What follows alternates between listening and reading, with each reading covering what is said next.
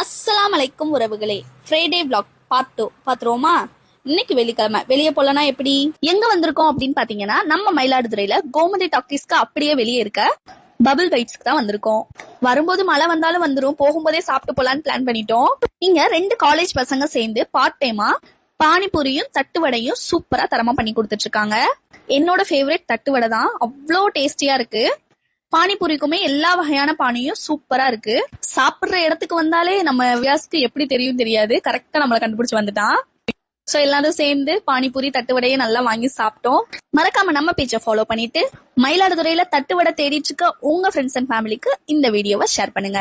அடுத்து எங்க போயிருந்தோம் அப்படின்னு பாத்தீங்கன்னா, ரொம்ப நாளுக்கு அப்புறம் நேஷனல் ஹைப்பர் மாலுக்கு கிராசரிஸ் எல்லாம் வாங்கலாம்னு வந்தோம். போனது இஸ்வாவும் சஜ்வாவும் ஆளுக்கு ஒரு ட்ராலில ஏறிட்டாங்க.